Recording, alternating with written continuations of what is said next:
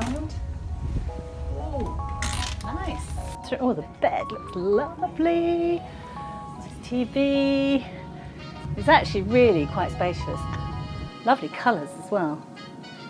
And how fantastic to have a balcony.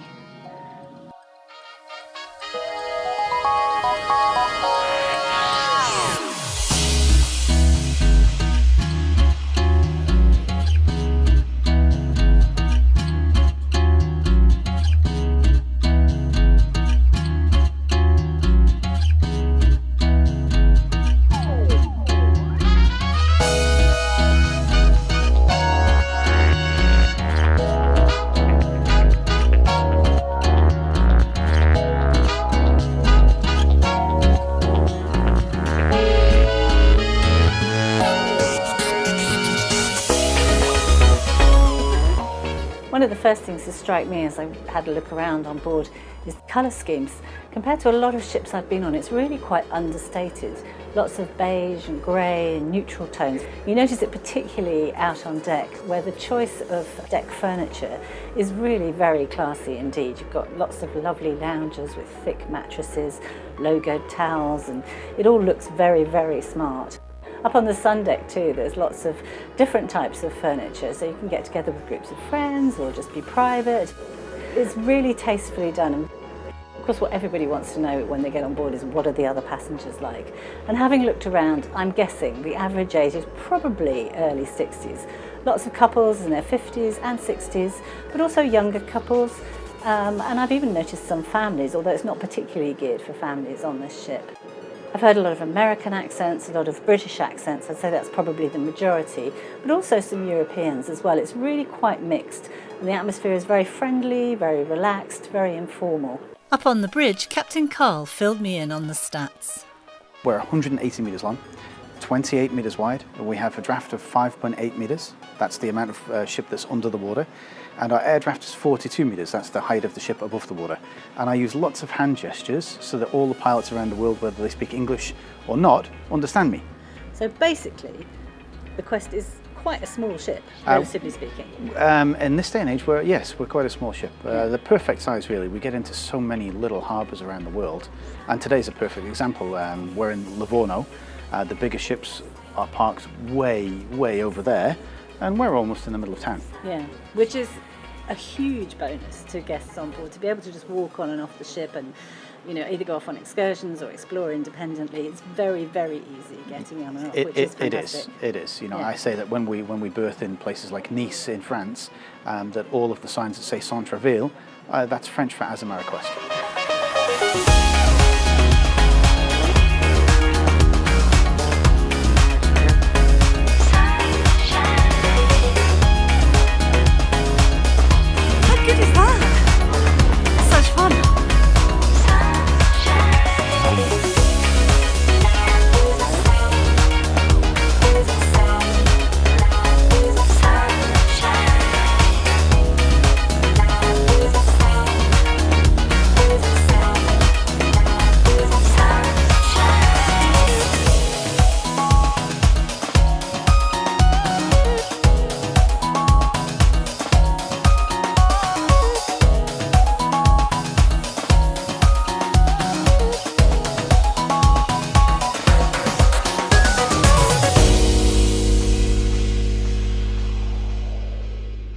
Back on board, I chatted to Hotel Director Philip Herbert about the food and service on the Quest. We have our main Discoveries restaurant, which is down on deck 5, which is our a la carte dining.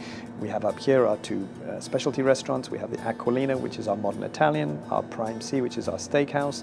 The food generally is excellent. Lots of choice, lots of variety, lots of in-between meal snacks with tapas, afternoon tea. I mean, it goes on and on. We've got room service, which is 24 hours. You shouldn't go hungry. The other thing that really does strike you is the level of service. Because all the drinks are included and the tipping is included, I'm pleasantly surprised that the sort of genuine level of service from the staff everywhere.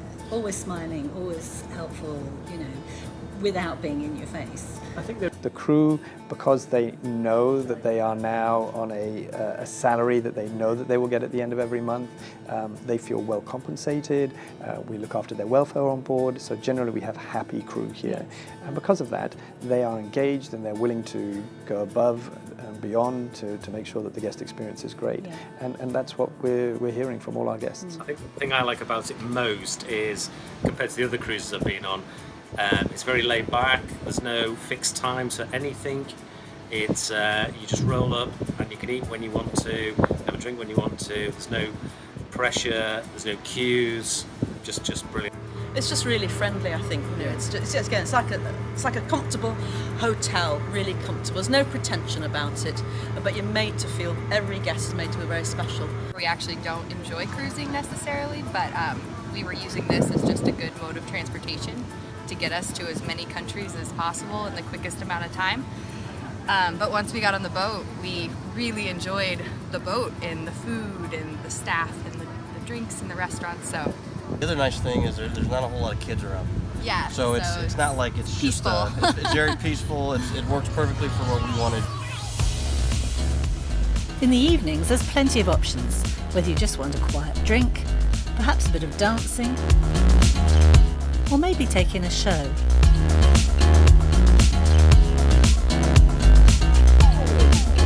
And the weekly White Nights deck party is always popular.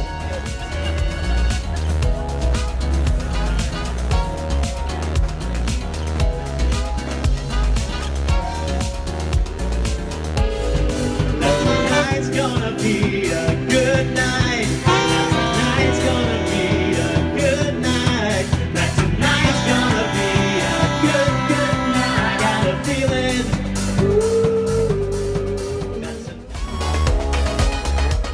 On most cruises, there's also an exclusive As Amazing evening event. So in a seamless operation, everyone has been coached from the ship to this spectacular Goldoni Theatre in Livorno. And we're all set now for the As Amazing evening.